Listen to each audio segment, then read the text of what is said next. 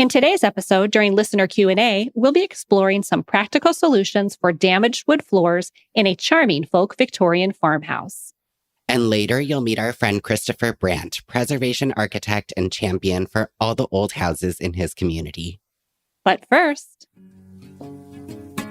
I'm Stacy Grinsfelder. And I'm Daniel Cantor. You're listening to True Tales from Old Houses.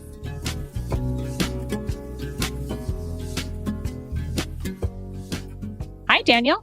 Hello. How's it going? Very good. We have an incredible episode today, something I'm very excited about. We just, this very instant, got off the phone with Christopher Brandt, our guest today. What a fun person and what a great interview. What a lovely man and a lunatic. Yeah. I've previously referred to Chris as a crazy person, I think, because he is the one that swept in with the knowledge about Rochester hardwood floor, like carpet floors. That's right. Rochester carpet. Is that what it's called? Yes, it is Rochester carpet.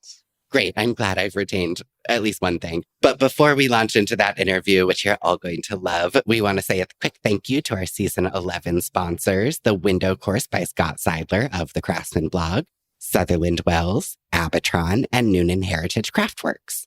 We are so grateful to these sponsors, and we just want to encourage everyone to use those coupon codes, visit that landing page for Noonan Heritage Craftworks, shop with our sponsors, and support their services because they are there for you and they keep the lights on around here.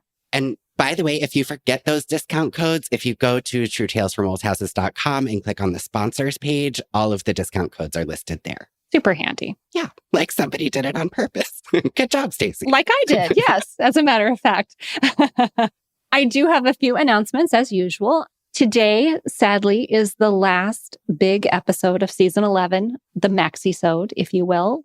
We're really making the most of it, though. So we're living in the moment. We have a nice, long interview with Christopher. He was so engaging. And I think you and I both, we got really into it. And all of a sudden, I looked at the clock and realized a lot of time had gone by.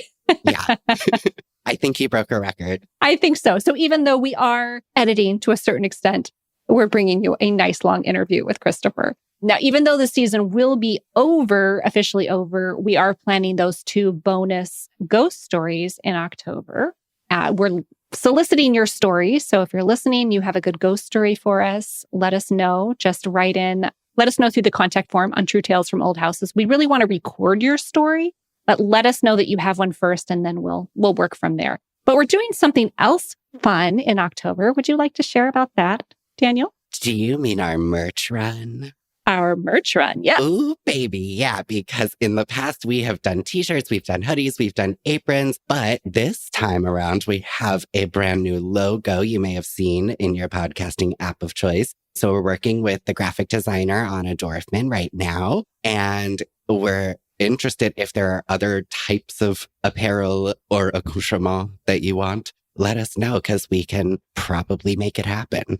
I can't wait to see the new logo on whatever we printed on. I think it's so beautiful. I don't know if we're going to get the entire logo because it's a lot of colors, it's kind of an intricate design. It'll be optimized for print. There we go. That's a good way to put it. How we say it. That's a good way to say it. I also want to say just quickly, thank you. Just my heartfelt thank you for all the ratings and reviews. Oh, Thank your mother for me, will you?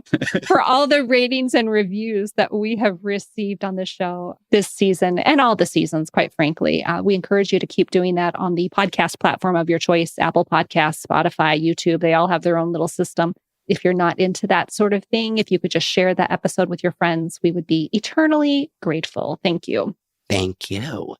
Lastly, we are also still taking questions for listener Q&A, even when we're off between seasons. We love to get those submissions, so we have stuff to talk about for the next season. So keep those coming.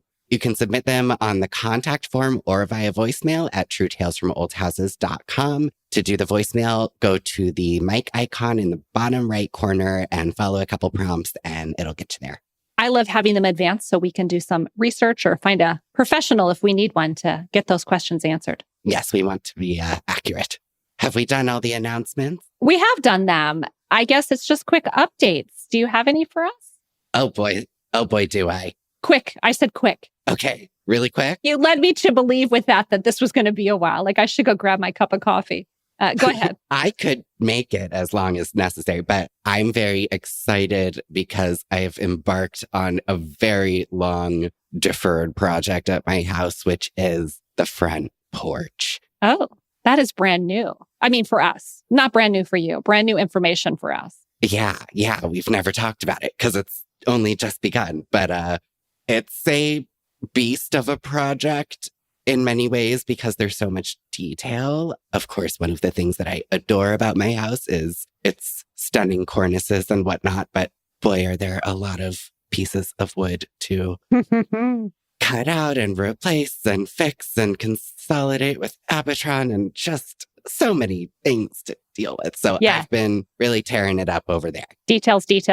So this will include full restoration of the columns, the pilasters, brand new floor going in, a couple things that I'm very excited to just like correct after 11 years in this house is like, I think in 2005 or so, they put in the current flooring, which is just pressure treated 1x6 decking, 540x6. So to do that, they had to take the columns out and put them back after the floors went in. So when they put the column back, they threw a level on it, which in normal circumstance would get you a level column or post or whatever. But in this case, it's a tapered column. So you can't use a level because one side will be very out of whack and one side will look level. And they just decided that was fine. So this will be an opportunity to fix that along with tons of rot. That's a funny visual. I hadn't really thought about that. But yeah, you've got one straight side and one that looks very, very crooked. Yes. This is what a plumb bob is for, folks. So neat. I'm pretty stoked. Yeah. Will you tell us more about it maybe on next week's minisode? We do have, although this is the last maxi-sode of the season, we do have one more minisode next week. Oh, good. Okay. Yes. That's a surprise to you, isn't it? No. I pay attention. You have it all written in your calendar. Schedule. Yes. You knew we were recording next week. Absolutely. And today. I probably should have said that in the beginning, that yes, this is our last maxi-sode, but we do have one more wrap-up mini-sode for sure. So, all right. Well, on my end, it's really just panic. Okay, take some deep breaths and tell me about it. Tell me what you see. Tell me what you hear.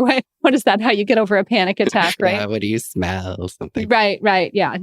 I've had a few panic attacks myself, but when I say that, it's the fall frenzy, right? It's the moment when I realize, oh, the cold weather is coming very soon. And then I start sort of getting a little edgy about, buttoning up the house in preparation for winter. And it's kind of like, I guess, I see the squirrels frantically stashing nuts. That's me. Only in my case, it's weather stripping and painting and looking for rot. And yeah, it's a very unsettling feeling, but I know that it will pass. Yeah, we go through it every year. I'm sure do you have like a drop dead date that like we must be wrapped with exterior? Sort of. I guess it's not an exact date, but what I start doing or what I find myself doing is looking at the weather app and looking at the temperatures. And I start seeing the lows and the highs. And when those lows start getting really low, I know that painting's going to be really iffy. And so that usually happens. I started in September, which of course gets my anxiety ramping up. It's usually in November. By the first or second week of November, it's often too cold, except on just on a case-by-case basis. Maybe I'll have a nice warm day in there where I could go out and paint. So yeah, I like to have all of that kind of stuff done by the end of October. Yeah, same. But I don't know. I kind of consider Halloween. And I was feeling, honestly, like pretty okay about this porch. Like I started at the end of August. I got a little over 2 months. For what is not a very large porch, but the amount of like detail work is just, yeah. So I get it. The other thing I've come to try to just remind myself consistently is like, it's okay if it were to sit unpainted over a winter. Like it really will be fine. It will survive whatever it is. So, Yeah. I don't have maybe as much time because, we're still thinking about relocating. But I do understand what you're saying. I think initially, and a lot of people think like, if I don't take care of this problem right now, then my house will fall down or the wood will rot all the way. But you're right. One season is not going to make or break it. My sleeping porch has been open since last winter, and it's not a long-term solution, and we'll fix it this year, but nothing major happened between last fall and this fall. So we're good to go. That's the spirit. All right. Well, we do need to take a quick break. Are you ready? Ready to go. Listener Q&A is up next.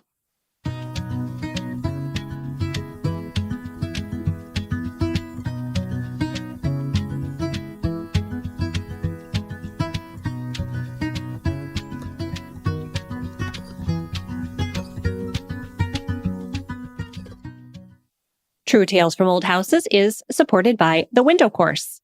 The Window Course, created by Scott Seidler of the Craftsman blog, is a step-by-step, do-it-yourself program that will teach you everything you need to know to successfully restore your wood windows.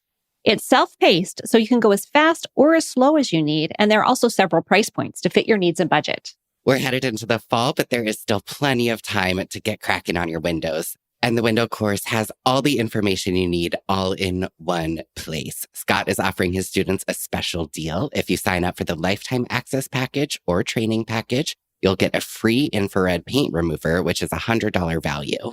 And even more, the Window Course is offered with a money-back guarantee, and Scott has a special coupon code for True Tales from Old Houses listeners. For 10% off, visit thewindowcourse.com and use the coupon code TrueTales. True Tales from Old Houses is also supported by Sutherland Wells. All of Sutherland Wells products are handcrafted in Providence, Rhode Island, with the highest quality, sustainably grown tung oil. Tung oil, native to China, has been used for centuries as a durable finish for wood, metal, and stone. Polyurethane really just sits on the surface of the wood, but tung oil finish penetrates the surface, so it flexes and contracts as conditions change. This makes it the perfect pre-finish or protectant for everything from fine furniture to window sash and sills. Now, you know I've tried Millie's and Murdoch's, Slicky Wicky, the furniture polish, and most recently I had a chance to try Botanical. Oh. That's a line that's really good for things like baseboards, and it's Green Guard certified for low chemical emissions because Sutherland Wells uses a proprietary all-botanical citrus solvent. So no petroleum ingredients at all. I love them even better than before. But no matter what you're working on, it might be hardwood floors, furniture restoration, cutting board, siding, you name it, Sutherland Wells has the product that you need. To learn more about the complete product line, visit Sutherland Wells, that's WELLES, SutherlandWells.com. And to save 10% on your first order, use the coupon code TrueTales. Welcome back, everyone. Hello, we're back. During season 10, we did a deep dive into a variety of flooring questions across several episodes, but we never answered a question quite like the one we have today from Brenda. How? How is that possible? We talked about everything flooring, didn't we? All right, let me tell you Brenda's question. She says, I live in an 1880s folk Victorian farmhouse. I recently pulled up wall-to-wall carpeting on the first floor and found one layer of 4-inch boards of unknown wood. This wood is directly over a dirt floor basement. Sounds familiar. That's how my flooring is as well. Also, I love a good folk Victorian. They're so cute. So cute. Yeah. She says that there are small gaps where she can see directly into the basement. And then she goes on to say, it appears to have been finished with stain at one time, but eventually only a narrow strip of stained wood remained in the middle of the room, and the rest has been painted. She says, I don't know if it's worth sanding and refinishing, but I do believe I could fill in the gaps. To give you a little bit more information, Brenda thinks that most of the floors in her house probably had linoleum rugs at one time, cool. But they're all gone. Sad. However, there are several small tack nails buried in the wood, and she's not sure if she should bury those and just fill the holes. The final piece of the puzzle that she wants us to know is that this is probably not our forever home, she says, and I am keeping in mind resale, but I also know that it's not a high-end home. So painted floors would not be out of character. What she'd really like to do, I know, is to put down new wood flooring over the old flooring, but that's probably not how they want to spend their money right now. So she wondered if we have any thoughts or suggestions. Yes? Wow. Go for it. Always. Whether they're good or not is the question. Well, let me start by saying this. First of all, she describes her house as, a modest or low, not a high-end home. But the way she's describing how those floors are laid is exactly the way floors were laid at that time. I don't know if that's what you're discovering, but yeah, no subfloor or anything, just the straight up boards over the joists. So that part is not unusual. To me, I hear she's seen gaps, and that tells me that there's not a lot of life left for sanding. Would you agree with that, or do you see that differently?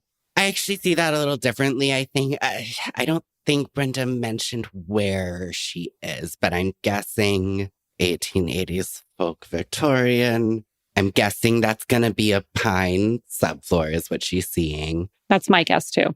So pine is a softwood. For that reason, a lot of people don't like it as finished flooring just in general because it dents and scratches and all of that easily. But it also expands and contracts quite a bit and dries out after it's been installed. So I have this issue in my house where the boards are almost 1.5 inches thick, but you'll still have like a 1/4 inch gap just because of how much they dried and separated over time.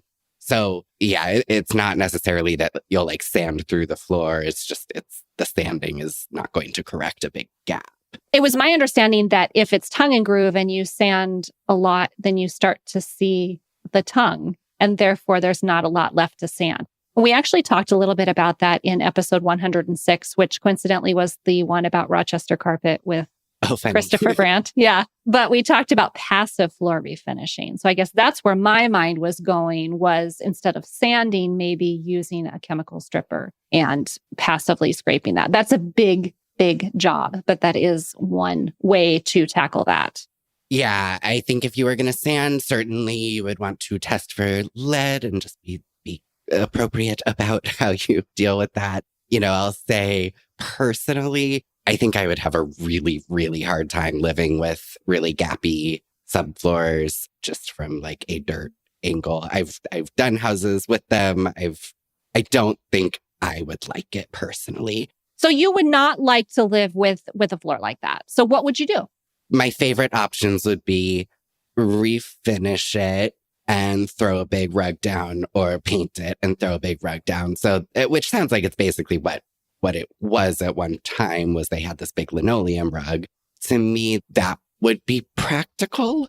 And also appropriate, because I happen to look, I just thought, I need to know whether, if I'm giving some advice, because to me, paint seems like a perfectly viable option. I want to make sure that I am being sympathetic to the time period. So I did a little looky-loo into Scott Hansen's very comprehensive book called Restoring Your Historic House. He's been on the show before too. Yeah. And it was really popular in that time to have painted floors. And as she's describing, a folk Victorian, a little bit sort of the every person's house. So to me, I don't see a big problem with painting the floor. I think the most popular color, according to his book, was ochre. Is that how you say that? Ochre? A warm brown, yellow, poopy yellow brown, as we like to say. A nice poopy color. Dark colors, I will say, it will show every speck of dirt. So I would not probably choose a dark color. I think I guess when I'm thinking about it too, is I don't know how large this house is. So maybe we need a little bit more information. I'm thinking if it's a small house, I think cozy painted floors are super cute. If we're talking about a really big, open, sort of sprawling folk Victorian, I think I'd prefer to have them finished. I think visually that would look more appealing. But I'm with you on rugs. Lots and lots of rugs. Yeah, rugs are great.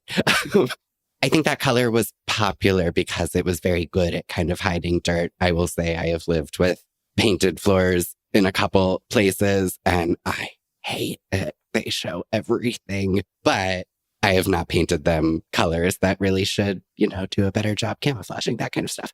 So that's thing one. Also, there's a cool, and I think it would be like era appropriate to that house. Have you ever seen splatter painted floors?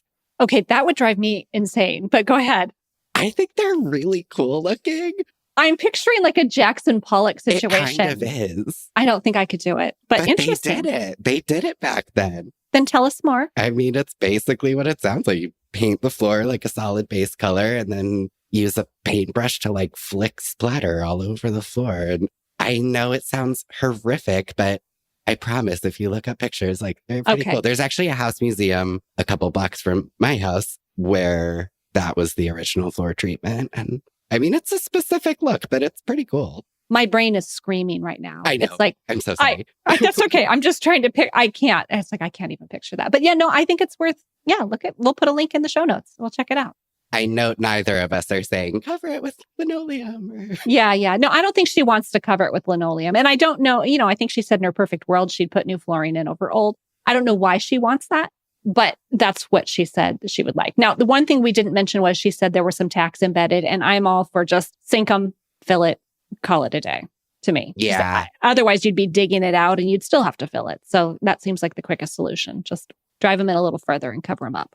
Yeah. Those tacks are usually extremely short and just little dinky things. So if you do choose to sand and refinish the floor, obviously best practice is to get rid of as many nail heads and holes and things like that as you can beforehand, but it's not going to break anything if you run over those with a sander. But you might see, the little remaining silver nail, which I don't mind seeing that. I have a few of those in my kitchen floor. Yeah. It's kind of nice. All right. So Brenda asked for our thoughts. We gave our thoughts. I don't know if there was anything earth-shattering there, but but that's all I've got. I can't think of anything that's just like the wrong answer, except LVP. Of the solutions we offered. Yes, go ahead. She said it, not me. I was going to just caution for trying to fill gaps, like a standard wood filler will likely fail very quickly with floors like that. So usually if the gap is wide enough to justify putting like a little tiny strip of wood in there, that'll work out better. I know they used hemp rope back in the day to fill gaps like that. But yeah, like a standard off-the-shelf wood filler is probably not going to last. Just going to pop right out and it'll collect dirt and it looks disgusting. Yeah, I agree. All right. Well, thank you so much for that question, Brenda. I hope we've given you at least a few things to think about. And remember, if anyone else has questions for us to answer, we're gathering those on hiatus. We'll be squirreling those away for the winter.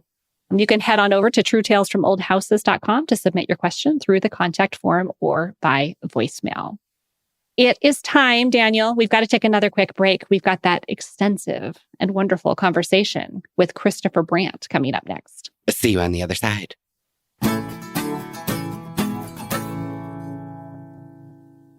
True Tales from Old Houses is supported by Abitron.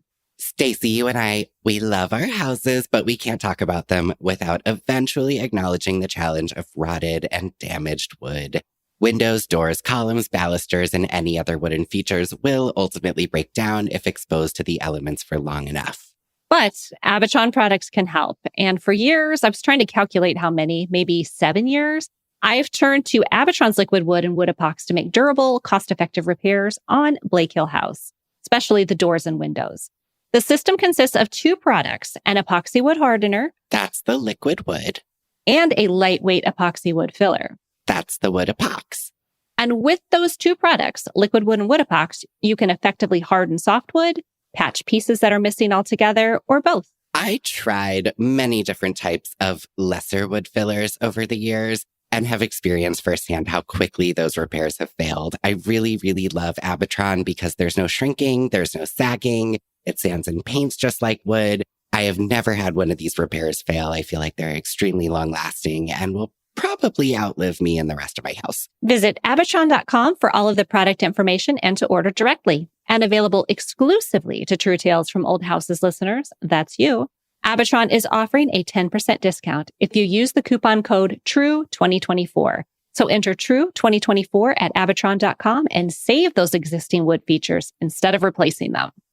True Tales from Old Houses is also supported by Noonan Heritage Craftworks. You may know Joseph Parenti from Instagram for his work with historic exteriors in the Pittsburgh area, but he's now extending his offerings to homeowners across the United States with Noonan Heritage Craftworks. Finding the right help to restore and maintain your old house, it can be a challenge. Ask anyone.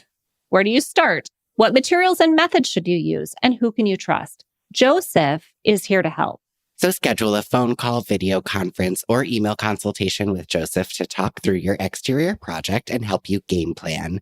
Whether you need to prepare a scope of work, a second set of eyes to help compare estimates, or just figure out the right question to ask vendors, Joseph can provide unbiased guidance to help you steer clear of pitfalls and ensure success.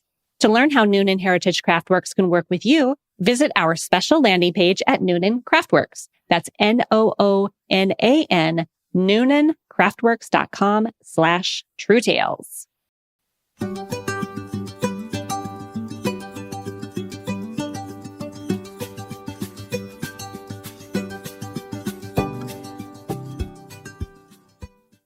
Our guest today is Christopher Brandt. We mentioned in the beginning of this episode that he is a preservation architect and he's deeply involved in his community. But he is also meticulously restoring his own 1920s home, and it has quite a story.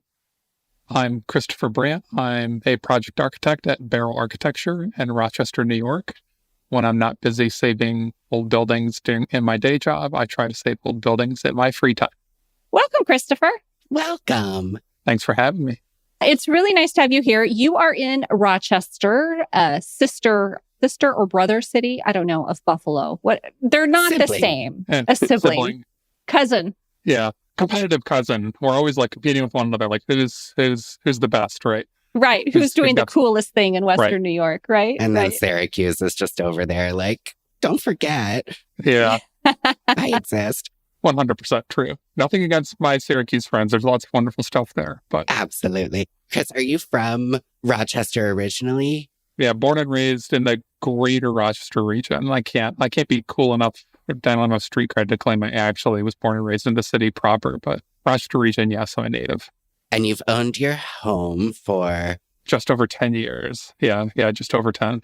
And how many years have you been stripping the garage? It's the project that never ends. All right, hold on. I feel like we need to preface this because it's funny. When I started True Tales from Old Houses, I was talking to lots of people who had very strong ideas and opinions about how things should be done. And that was great. I met a lot of really wonderful people. And then I started realizing that there were a lot of people out there who were just like, what about us? Like, how can we, if we don't have that attention to detail? So we kind of changed the show in a little bit just to make sure that we were representing all different types of people and the way that they manage their restoration and rehabs on their home. Right. But what I realized is that we have not talked to someone like you for quite some time. Someone who has a neurosis? No. I'm on the show every week, Chris. No, that's true, yeah. Check. Yeah, I was going to say, I feel bad because I led into this making it sound like it was a negative. And it is absolutely not. Your attention to detail is commendable. And you really are interested in doing things in absolutely the best way possible. So I think you're a great representative of rehab and restoration. And I'm excited to talk to you about it. So when Daniel asks you about this garage, why don't you give us a little bit of information about that? Sure. I think I, like many old house owners, sort of suffer from the inherent desire to find that quote unquote scab, as it were, and pick at it. Because there's always you want to try these new projects, but then you get distracted or you have sort of project fatigue. You just take on another project. So my garage sort of falls into that, although there's been a series of projects that we've done on it. But now we're trying to make a really big push to restore the exterior of it. But it has been sort of an ongoing project essentially since the day we bought the house. So I think what's going unsaid here maybe is what would also work is just repaint the darn thing and move on with your life, which leads into the question of what I really appreciate and love about you, Chris. And I should note, I have known Chris for a few years. He's old friends with my boyfriend, Itty Bitty Bungalow Brad. Ew, I just said his handle before his actual name. I don't like that. That's how I knew him first, though. I followed him for a while. Oh, really? I think you live in the same town as me. That's really, I didn't even know that. So I've actually been to Chris's house. And one of the things that I think is really notable about you and the way you seem to operate in this world is that you're sort of a champion for modest buildings, in my view. You're doing this preservation project on this garage as though it is Mount Vernon, but it's like a totally normal garage. Yes. And I wonder if you could talk a little about, I don't know, is that something you think about, or you would just sort of approach anything the same way, or... Yeah. What drives you? Yes. I think, I've always had this sort of obsession or drive for perfection from an early age. That was probably instilled in me by my parents. And then the early exposure to hands-on DIY came from my parents. So they live in a big old Tudor Revival from the 1920s. I remember working with my dad to strip all the woodwork on the beautiful front porch on their house. And he, being who he is, he's a optical engineer. So optical engineers measure stuff in microns. So he has a very high attention for detail. So I sort of like worked underneath him with that kind of focus in a house repair, house restoration setting. I think that's probably like the jumping off point that then I sort of carried that with me when I started to do my own DIY. But yeah, I think for me, like the garage, yes, it's modest and it's just a simple utilitarian building, but it's weathered all these decades of time exceptionally well. Someone obviously took a lot of care to build it because it's held up so well. So for me, it's just like, why not make the effort to conserve those materials and give it a longer life? And then just for me, because we just don't have the budget to really hire too much stuff out to other professionals. Like if you're going to expend the time enough to do it yourself, the last thing I want to do is to do it twice. Amen to that. Which is a lesson I'm learning on the front of the house. So I think that's also why I'm so much more focused on the garage now, is that we did make a mistake with the front of the house and now we're living with it. And now I have to redo it, which is really upsetting. Yeah, it's demoralizing, isn't it? When you make a big mistake and you have to look at it every day and think, one of these days I'm going to get to fixing that, but not today, because you have plenty to do. Do you want to talk about what this big mistake was? Sure. Yeah. I do want to talk about your house because it's really cool. No, it's all right. It's really a neat house. And so, yeah, I'd love to hear about your mistake, but also tell us a little bit more about your house. Sure. Which one do you want to talk about first? About the house or about the mistake? Let's talk about the house and then tell us your sins. Confess. So our house is it's a modest, like a little over 1,400 square foot Tudor Revival style house built in 1928. A exceptional time capsule. When we bought the house, the only things that was missing that were not original to 1928 was the toilet in the bathroom and 2 light fixtures. And that was it. Now, I guess technically the flooring in the kitchen, because the flooring had been redone. Other than that, all the hardware, all the light fixtures, all the kitchen cabinetry, all the tile in the bathroom, all the built-ins, all the windows, etc.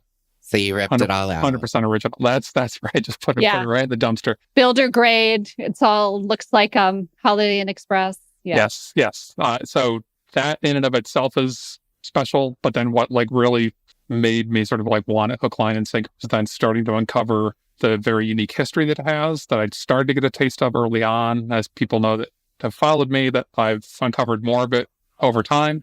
So the like really quick, concise story about it is that it was what was called a master model home, or another way of considering it would be like a citywide demonstration house. And so it was a program that was administered by an organization called the Homeowner Service Institute that was based out of New York City. They partnered with a bunch of newspapers across the country and major metropolitan areas in the late 1920s. And it was a sort of this first like big nationwide effort essentially to focus on and sort of advertise quality construction and quality design for modest homes and for people from the middle class. Because this is sort of before we have widespread use of any kind of building code or zoning code, things like that. So this is in some ways kind of like a precursor to that, although it does also come with the sort of context of just 1920s consumerism.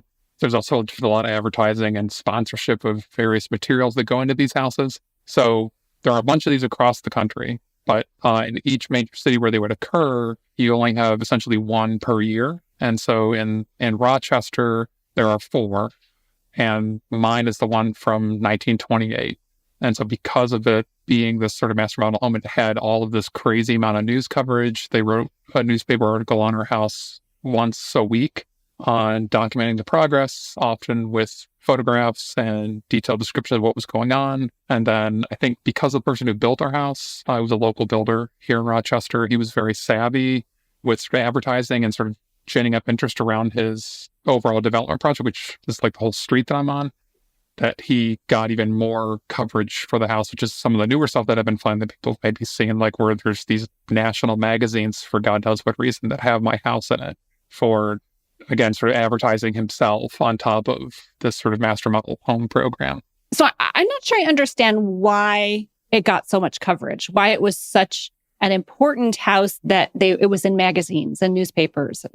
Yes. So at least for the newspaper, so it was called like the Master Model Home Program. So if the Homeowner Service Institute brought the program to your city, that would happen if they were able to partner with the major newspaper of that city. And so that partnership, it sort of be like a 3-legged stool. You'd have the organization from New York, Homeowner Service Institute, your local newspaper, and then a selected builder who meets the qualifications and requirements of the Master Model Home Program. And that builder would be locally based as well. So as part of that sort of like partnership or agreement, the local newspaper was to provide ample coverage of this demonstration house to sort of benefit both more awareness about the Homeowner Service Institute and their program, as well as the builder.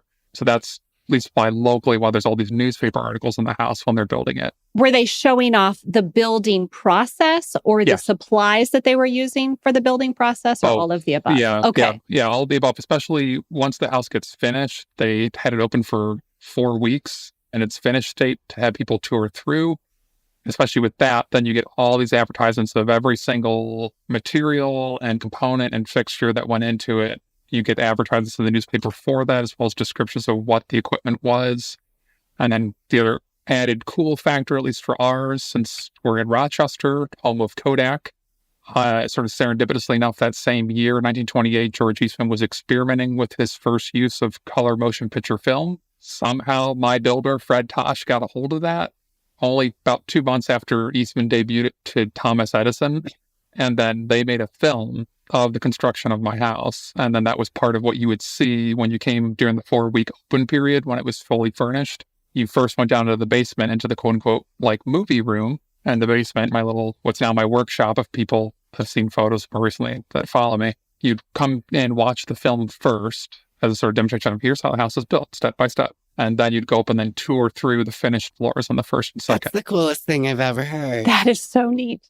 So what was their goal? Did they want people to build lots of houses like yours? Did they want to use this process, or what was the, anyway? Yes, I think some of the goals. So with the material suppliers and the sponsors, it seems like, at least my research on it, that they secured the sponsorship with the Homeowner Service Institute. Their products got used in every master model home in every city across the country during that year. So it was this huge sort of like marketing opportunity. So like, for example, my house has steel windows that are made by the Truscon company. So Truscon steel casements. Like every master model home in 1928 had Truscon windows in them. And I think same like with American Standard, they got the sponsorship in 28. So all the master model homes in 1928 all have American Standard plumbing fixtures in them. So I think it was, it's like the sort of marketing opportunity to like get your fixture equipment in front of the sort of much broader general public. And then it's also this sort of advocacy for construction methods and sort of quality, up-to-date interior design as far as the spatial configurations of what amenities are being provided, like say the closets and bedrooms or items like that. So I think it's sort of like two-pronged. It's like a broader advocacy, sort of pre-building code, pre-zoning code era of quality construction and design for middle-class families, but then also this sort of more consumerist marketing opportunity for XYZ manufacturer to have their equipment installed in all these homes that get all this coverage. Like they claimed like over 20 or 30,000 people went through my house when it was open. So if that's actually true, and then you replicate that through, they were in over a dozen cities when they were doing this. So that's like you're getting this massive exposure for your products. At that time, wouldn't that have been like a pretty appreciable percentage of the population of Rochester? Right. Yeah. I think like the metro area probably back then would have only been maybe 300,000 people. So we're like 3 times the size of that now. 10% of the city comes through your house. Through your house. Yeah, it's huge. So for somebody like you, I can imagine this being the most amazing blessing and curse, because you are an architect, you're a designer, but that is your trade. And I think it's the case that you tend to stick very closely to what the original materials, fixtures, every single thing was. Do you ever find that to be limiting or difficult because you really do want to do something else, but you also want to do right by the house? Yeah, sometimes, although I would certainly say I'm more on the restoration end of things as far as how I'm doing it. I cut myself a bit of slack. Like I don't want it to be a museum. So like we're not trying to figure out what the original wallpapers were that they used throughout the house. And if anyone remembers way back when we were doing our kitchen restoration, when we uncovered the original color, there's no way my cabinets are ever going to be that yellow that we uncovered that was the original paint color in the cabinets. never going to happen. Was it that lemon yellow, that bright lemon yellow color? Yeah, it was really bright. It was like, no, sorry. So I think like for finishes, selections like that, like we've had some more freedom that we're still trying to be sympathetic to the house, but not trying to make it museum. And the areas where there's less sort of intact building fabric or areas that aren't like the primary 2 floors, that's where we had a little bit more freedom. So like we've come up with the design, but not built it yet. Hopefully it'll be this winter's project, but we're going to be building out like a mud room in our basement that sort of connects into my sort of workshop area. And that we've got our whole sort of design for. It's its own complete thing. Whereas like originally that whole room, Daniel's seen it on downstairs, it was actually just completely open the entire length of the house, the quote unquote movie room. So now we're sort of subdividing it into 2 spaces, workshop, and then this completely new mudroom space. We've also got a design for doing a porch maybe on the sort of side of the house. So we have this odd original sort of raised patio you can step out onto from our living room. It's on the back. Again, my research on the house and like studying the other houses in the neighborhood that the same builder built, there are a couple times where he actually puts a porch in that location. So I've like looked at my neighbors' houses and what their kind of porches look like, and then kind of come up with my own version of that design. So that's another sort of like project down the road that we are looking at doing. That's not, again, we're not kind of keeping this museum. Yeah, at least from the front, it's pretty museum-y minus the paint colors. Because it actually was always white, even including like with like the original color all the way through the vinyl siding that was on it when we bought it. The house was always white from day one. And we were just like, no, we got to have some color. Like I can't just do an all white house with red windows, which was the original color scheme. Yeah. I support you in this change. So you mentioned a few things that were missing it was a time capsule, but a few elements that were missing when you first bought the house. Were you able to replace those? Yeah. Yeah. I had a feeling you were looking for those. You knew exactly what was missing. I have a personal connection here too. Yes. It's a toilet, isn't it, Daniel? Yes. It is. Well, It's a toilet. Yeah, it is a toilet. But yeah, so having all the documentation can be a blessing and a curse. And for my predilections of being a really obsessive, compulsive researcher, having all this documentation, I was able to then go through and study old catalogs. Having some historic photographs that we had, I was able to sort of stare at photographs to try to like figure out what exact part or piece from XYZ catalog that I was seeing.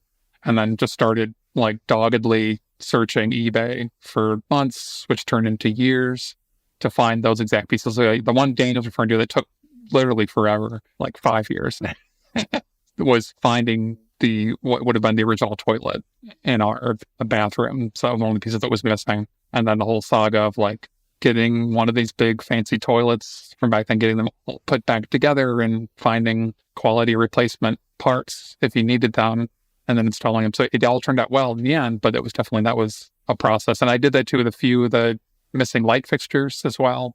Though honestly, those were an easier search. I feel like, yeah, plumbing fixtures seem to be harder. If you're really looking for a specific model, it's very hard to like get just that one. I think you had kind of already gone to the ends of the earth to buy a toilet that was super, super, super similar to the one that was there. And then you found the exact one. So you sold me the first one. And it's like the most beautiful toilet in my collection. Well, I have a funny toilet story about Christopher as well, because he really liked his toilets. Yeah. Christopher took a tour of my house. He came over with Brad and Caitlin, some other mutual friends of all three of us. And they came over and toured my house, and I was showing them the bathroom upstairs. And Christopher looks at my toilet and he says, "Oh, it's the Catherine." And I was like, what are you talking about? Oh, like it's the new Kohler model. The Kohler Catherine. I did the same thing, Chris. It's the most beautiful toilet. It is. It's the nicest new toilet. But my first thought is, wow, Christopher really knows a lot about toilets. Like, he can figure out the model of my toilet. So yes, it is lovely. We enjoy it very much. I highly recommend it if anybody needs a modern toilet, the Kohler Catherine. But yeah, that's my connection with you on toilets. How funny. Oh, wow. So from the toilets to the garage siding to the potential very, very, very sensitive additions you might be making, tell me more about the neighborhood context here, because I have been to your house, but I think you mentioned the original builder built other houses in the neighborhood. So right. How have you extended your reach beyond your own four walls? Yeah.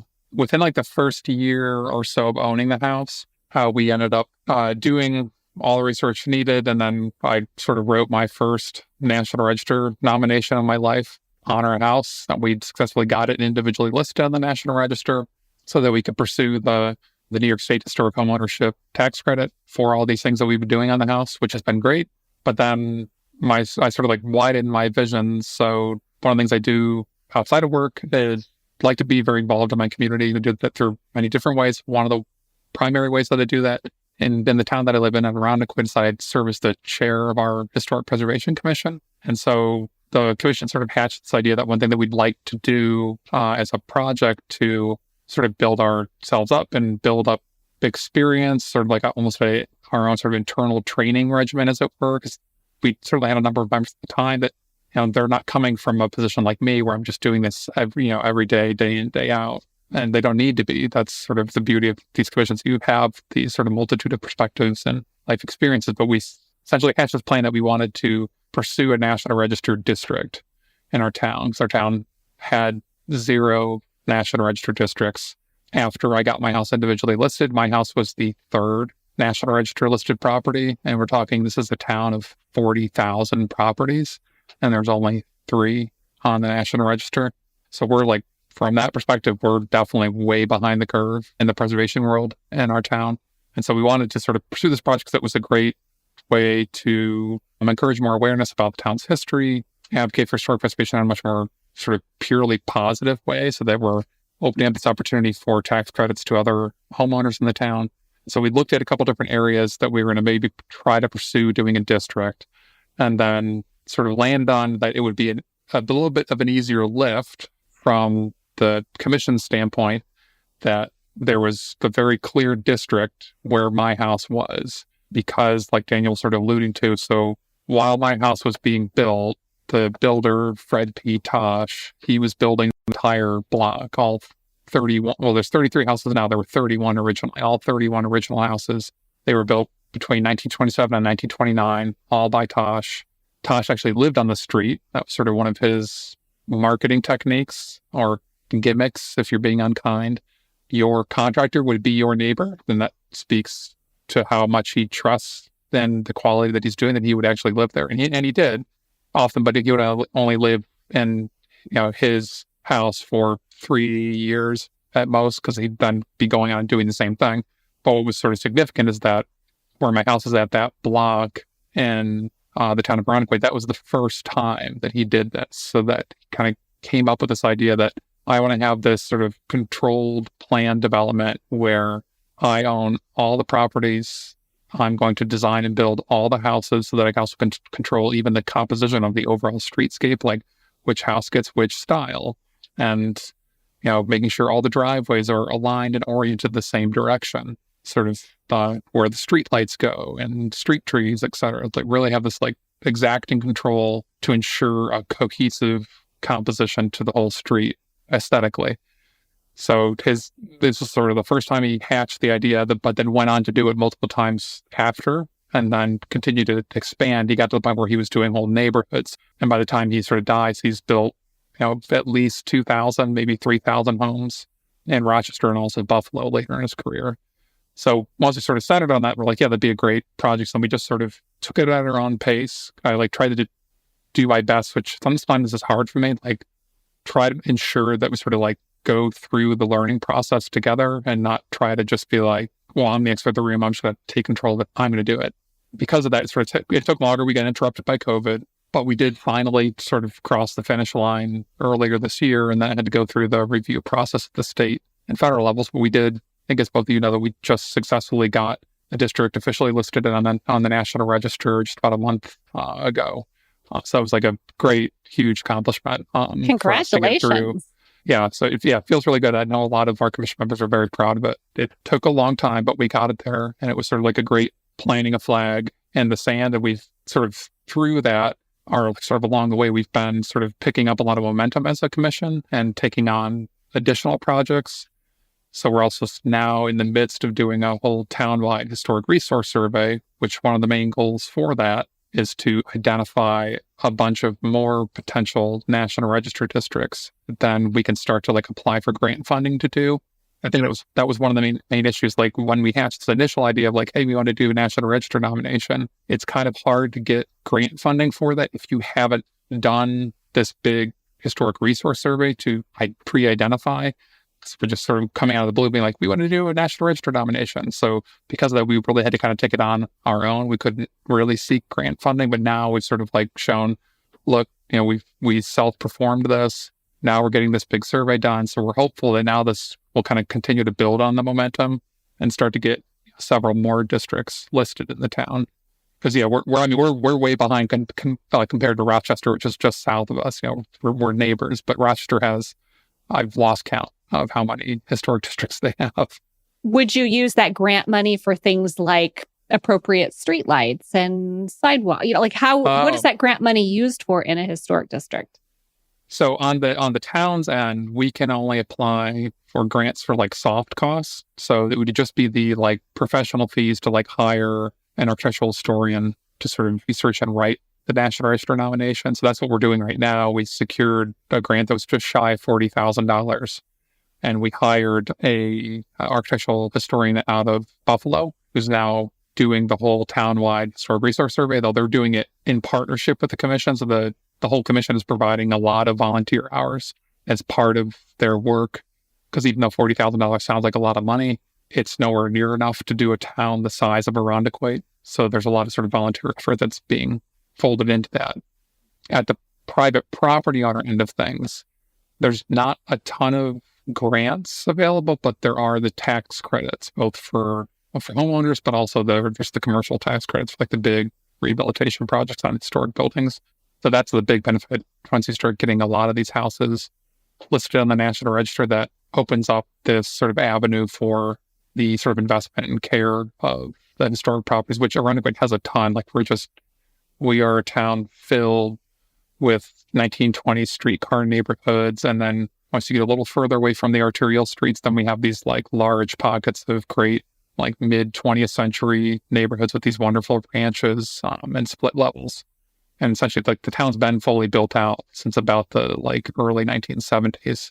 So it really is this sort of like great, predominantly 20th century, housing stock that just fills the entire town. But with them, we still have these little elements of our agrarian past of these early mid 19th century farms and farmhouses that are still sort of speckled throughout. Did you encounter any resistance from homeowners about the district? I'm not asking you to rat out your neighbors. I'm just just generally speaking. No, in general, we had a lot of very positive support from the homeowners of the district. We did a couple informal like public meetings. We did one at our public library, and then we actually did one on the street where we had like posters and informational stuff. We did a cute thing where we thankfully were able to find historic photographs of like, I want to say like 25, 27 of the 31 houses we had a photograph from like 1927 or 1928. We printed them as big as we could, and then we stuck them in each person's yard on little poles for the like event on the street. But yeah, there was a lot of interest and support from the neighbors. We basically had zero resistance. There was just a lot of excitement over the district. We've had resistance on other things that the commission has done, but not related to the district. Yeah, that's great. You mentioned that at the time that you kind of started getting into this in Irondequoit, you guys were behind the curve. Was there a reason for that? Or was it just kind of no one was doing it? Or yeah, so I think it's at least what I've sort of seen, especially like in a lot of like, I'll say like towns, like in more like suburban contexts, when you don't have the largesse of a city municipality, often it's sort of harder to professionalize and like maintain momentum over sort of preservation efforts. I think also too, at least around Rochester, the vast majority of the historic preservation laws and commissions and their various municipalities, a lot of the towns, most of the commissions all date from like, I want to say like the late 1990s, early 2000s, whereas like in the city of Rochester, they've had the preservation code and preservation commission since like the late 1960s. It's like they had 30 years to kind of like get their legs under them. And also, I feel like because the city of Rochester in particular had such an early start that they were really part of the broader preservation movement in a national context. So a lot of the really big preservation districts that are in the city of Rochester, they date from like back then when they like made these massive sort of preservation districts that are a couple thousand buildings. I feel like you just rarely see that level of proactive preservation advocacy. Nowadays, it's just much harder to do that. So I think it's sort of like that sort of resistive pressure, plus just not having as much time and not having the largesse of the municipality to support you. But I will say for certain, I can't say enough positive things about our current our current town supervisor and the town supervisor that preceded him. The last two administrations in our town have been extremely supportive of our commission, and I think that's helped us sort of build this momentum very quickly to accomplish all these things after we really didn't have support. We weren't proactively resisted, but we certainly weren't proactively supported like we are being now. I think most preservationists understand just a general lack of support. I think it speaks highly of you and your commission that you were able to convince, for the most part, with no friction, your neighbors to band together and become an historic district. And that's such exciting news. You have a lot to be proud of, for sure. Now, you've gone from this neighborhood, and now I know your day job, like you said, if you're not saving houses by night, you're saving buildings by day, and you work for an architecture firm called Bero Architecture. What do you do in your day job that fits together well with what you do to save houses by night? Sure. So where I work at Bero Architecture, since our founding back in 1976, we've been essentially a historic preservation specialty firm. That is all we do. Occasionally, we design fully new build buildings, but that's pretty rare. But within that focus on historic preservation, we also can pride ourselves on our capabilities on a broad spectrum of skill sets within historic preservation. So I think that's kind of where I see this sort of transfer tie-in between my sort of personal hobbies and endeavors and my professional life, is having that diversity of experience and exposure through my job. So I've had the opportunity to work, I think like I mentioned before, like not really in an architect's role, but I've been able to work under our senior architectural historian and more of these sort of writing National Register nominations, doing these sort of more community advocacy focused type projects. A big one for me is like lifting and researching the histories of architects from the past in Rochester. So we've gotten through almost to the end of our second big project that's focusing on a local architect here in Rochester. Our first one got a national award, which was pretty cool. Congratulations again. That's sort of spectrum. And if you want to check him out, James H. Johnson. Definitely. His most famous building is the quote-unquote Mushroom House. He was an avant-garde, organic modernist architect in Rochester that did a lot of really crazy buildings. We had a lot of fun researching his work. I had the opportunity to meet him when I was very young in architecture school, so he was sort of like an early mentor to me. So it was like a personal endeavor as well to sort of start to do this, and then that's turned into a prolonged passion for me of sort of researching the local architects. We'll put that information in the show notes. We can put information about that house and the architect in the show notes. Sure. So that's like one end of the spectrum. And then through to other projects, I get to interface with small scale, like grassroots organizations that are working on just preserving and restoring just a single building. One of my all-time favorite clients, but like projects are always teeny tiny. They're not like some big headline grabbing project, but we've been working with the Charlotte Genesee Lighthouse Historical Society. They maintain and operate, though technically the government of Monroe County owns the property, but our clients, they operate and maintain our historic lighthouse, and it's a historic keeper's house next door to it. It's right at Lake Ontario. And so we've been working for them for, I think, like 30 years, but it's always these like little sort of finite focused projects that my former boss, who's retired, used to be like the architect in charge of anything Charlotte Genesee Lighthouse. The torch or baton was passed to me maybe about 4 or 5 years ago. So now I sort of take on those projects as they come. So I have like these wonderful like little projects for these community organizations. Sometimes I do big repair projects, which I still find very fun, but I think maybe some architects may think they're boring. But you get to sort of dissect and understand like how does this building, like how has it failed or deteriorated over time?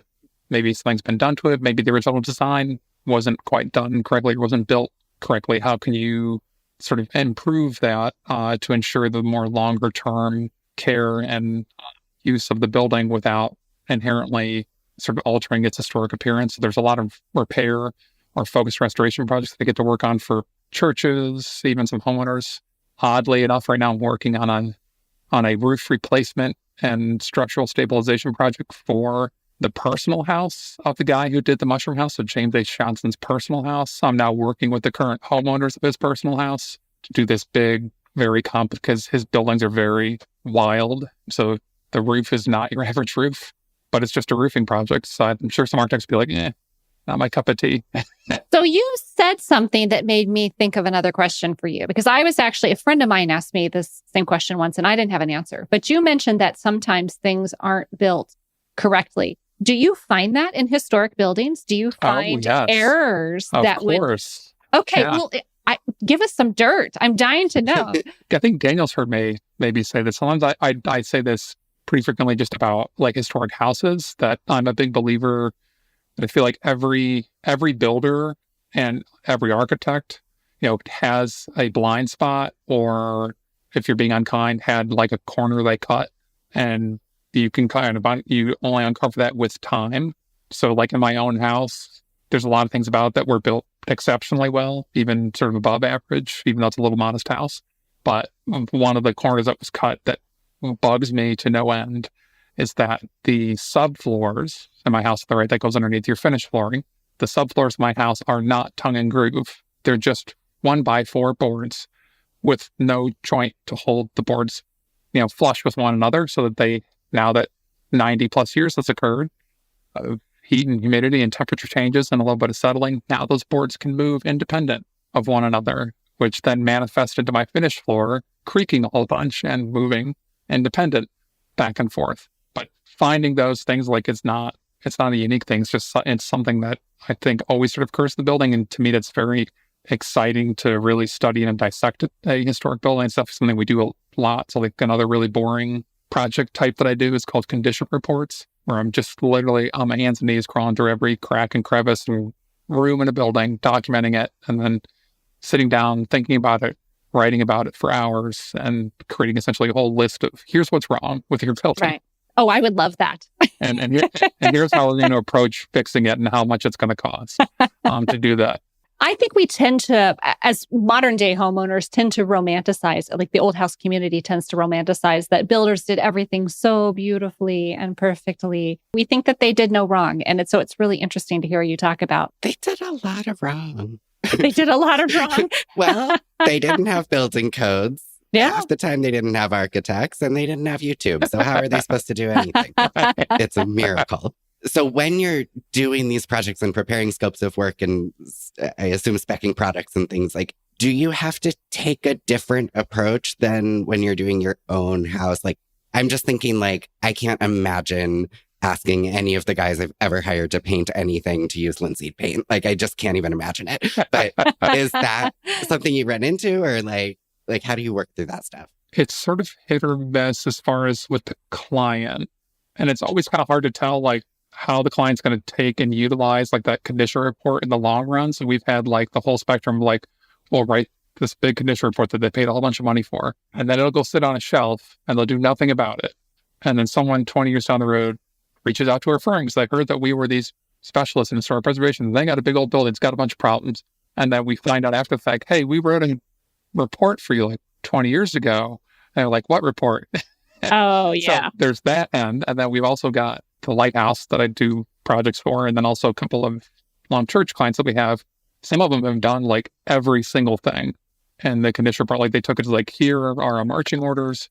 We're going to utilize this to prioritize our repairs, to fundraise for them, to budget, and just like pick away.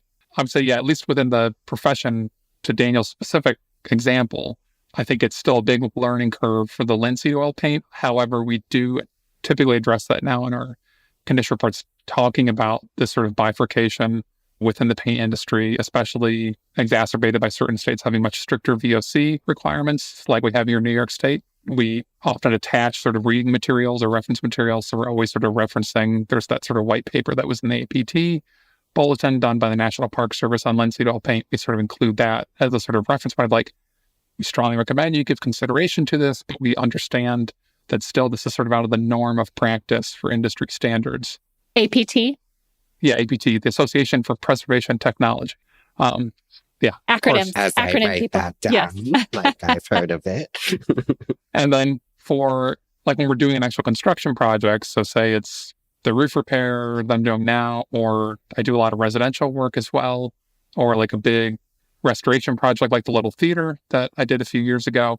When we're actually the sort of architect for the construction project, then if it's not a publicly bid project, if needed or desired, we can be quite onerous with our requirements as far as how we want something done, what kind of product or material we want used. And that gets into sort of the nitty-gritty of sort of the practice of architecture of doing written specifications. So we're doing a big masonry restoration project for our central library here in Rochester, the Rundell Memorial Building. And like the written specifications portion of that project, so you always have written specs, and then you have the technical drawings. The book for the written specifications, I think, is like 2 inches thick. So, a little light reading. Yeah.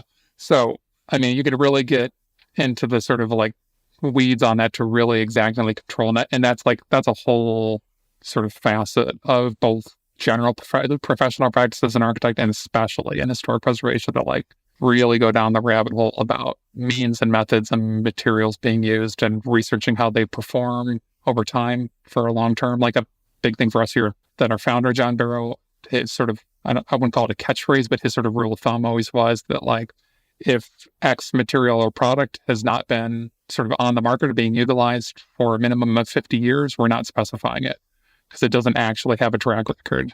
As much as you can accelerate testing in laboratories, it's not an actual proven track record of use to understand how it might break down or fail over time or have something occur to it prematurely. And that's something we still generally live by here at the firm, is that sort of that 50-year cutoff, both for historic buildings and for, I guess, historic building materials. Well, Christopher, you have created quite an inspiring personal, volunteer, and professional life. And I've loved this conversation with you. Thanks for being here. Yeah, thanks for having me. If people want to find you, maybe hire you for an architecture project or follow you on social media, how can they do that? Sure. Professionally. So again, the firm name is Bero Architecture, and Bero is not spelled like a wheelbarrow. It's spelled B-E-R-O. And we're, I think, just standard beroarchitecture.com. And then our handle on Facebook and Instagram is at Bero Architecture all together. And then personally, my Instagram account is Rocketech because I can't get away from the sort of local trope of using our airport acronym for everything. That's just like a Rochesterian thing. So I'm ROCITECT. Great. And we'll put all of that in the show notes too. Great. All right. Well, thanks so much again, Christopher. Thank you all. Thank you. Come again. Yeah, definitely. I'd be happy to come again. We can talk more about toilets. Yes, please. Yeah. We'll do a whole episode. The toilet episode of True Tales from Old Houses. I love it. Honestly, I think I'm going to write that down. Yeah. I'm putting it on the list. Thank you for listening to True Tales from Old Houses. And thank you to all of our guests this season. Barry and Jordan, the Brownstone Boys. Architectural conservator Brooke Young-Russell. Longtime blogger Carianne Wood. Author Lee McColgan. Kyle Dubé and Bo Shepard, known as Woodward Throwbacks. Our friend Pat Evans from Taliesin West. Interior designer Christina Solway. Preservation consultant Kate Wood. Fellow podcaster Tux Lerzel of Detroit Duplex. And today's guest, resident lunatic Christopher Brandt. If you loved this episode, please let us know. Drop us an email or leave a voicemail. Also, please consider leaving a rating and review wherever you enjoy your favorite podcasts. To continue the conversation, join us over on Facebook and Instagram at True Tales from Old Houses. You can follow Stacy at Blake Hill House and myself at Daniel Cantor. And to learn more about everything we discussed in today's episode or to request a transcript, visit truetalesfromoldhouses.com. Until next time. Don't forget the mini-sode next week. We'll see you then.